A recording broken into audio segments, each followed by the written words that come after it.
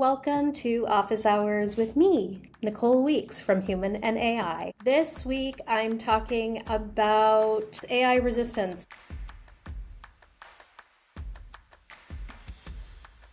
I get quite a few comments from people who aren't asking questions about AI. They're more saying that AI is wrong and bad. And I'm okay with people having that stance. I think that there are a lot of valid points about AI and its impact on our world, which is what I try to write about at Human+AI. And I know that a lot of people disagree with some of the things I say.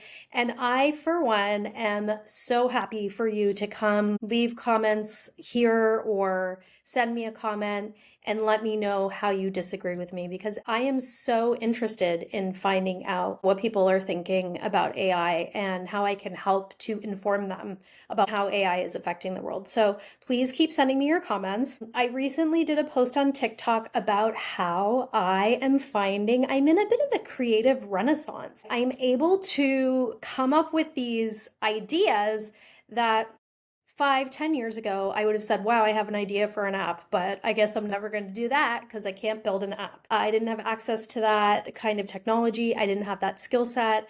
And there's a high barrier to learning how to code. And I will say that I worked in product, in digital. So I know how to do like the product management side of things, the design side of things, the UX research side of things. I know all of those things, but I can't code. You need people to do all of that stuff, which can be prohibitive. And there could be some gatekeeping going on. So the comment around, well, you're not even creating anything, which is a comment that I got. I have an idea and I'm able to execute on it instead of just think about, wow, one day when I get access to money to pay someone to develop this app for me. I have a feeling that person's reservation was rooted in the unfair use or plagiarizing of artists' content that a lot of big AI companies are using to help inform some of the things that they're creating. AI music, as someone asked me about that today, filmmaking that is including AI, which I think could be done ethically or unethically. Writing, I'm a writer, so I'm well aware that AI is trying to be a writer. And the thing about that is, it's not like when you read AI writing, you're like, wow, this is really good. This really makes me feel. I'm not worried that what I'm doing is just some soulless copy of what another human has made. What I will say, and this I think may be a controversial take, some of the culture that is being created today, 10 years ago, 20 years ago, I would even say a lot of what we consume is bad. And it's just a bad copy of something else. It's just a copy of a copy of a copy. And if you're like me and accidentally did a philosophy degree, you will know there's lots of thinking around the monetization of culture. There are a lot of theories around it. So I studied a guy named Adorno who wrote a book called Culture Industry. So I'm well aware of what the implications of just copying something and then commercializing it can be. It can be detrimental, right? But I think that AI is filling a space, yes, that is taking jobs in terms of like media, television, which is my background. I worked in the media for 20 years. It's definitely stealing some of those jobs. But I will say that a lot of those jobs are creating stuff that can be created by AI. So there's a formula to a reality show, and every single episode follows that formula.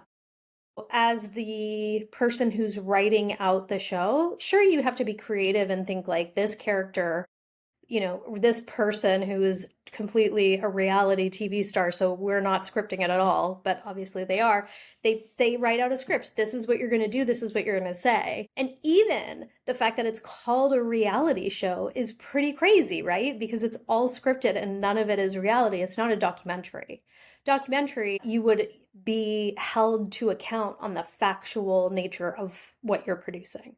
Reality show, we all know that it's made up. It's like wrestling, right? It's fake. I think that AI is going to force us as a society to confront the fact that if something is easily made by AI, then it probably is at that level.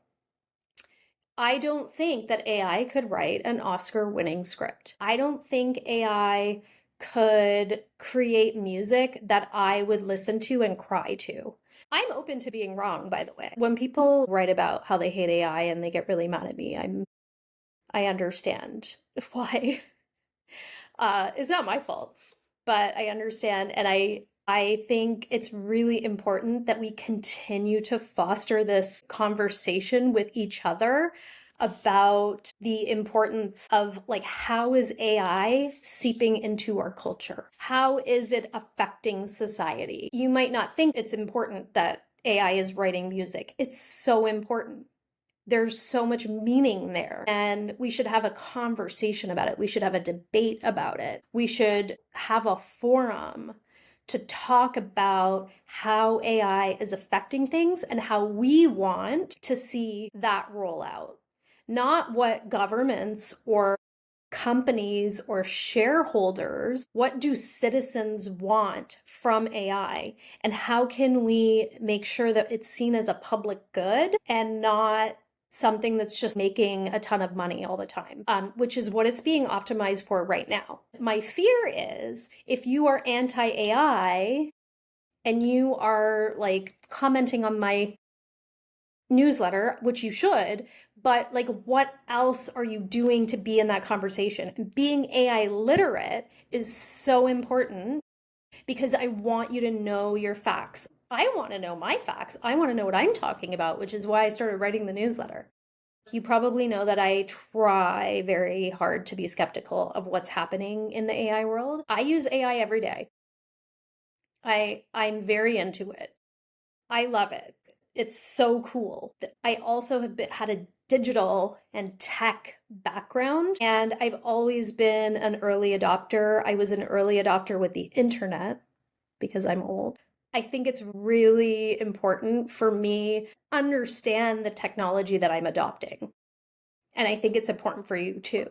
There are alternative ways to use AI so you can become AI literate and still adhere to your moral compass. So that's great news. And I have a newsletter on local AI, which is when you download it onto your computer and then you use AI on your own computer so you're not using up energy from data centers. And there are also AI platforms that don't collect your data. So the CEO of Signal founded an AI company that doesn't use your data and information. It doesn't share your information outside of your chats. So those are just a couple things that you could do if you are opposed to certain things about AI.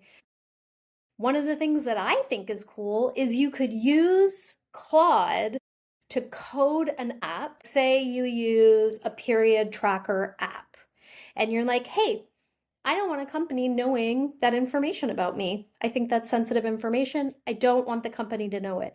You can code your own period tracker app for your phone, and all of the data lives on your device.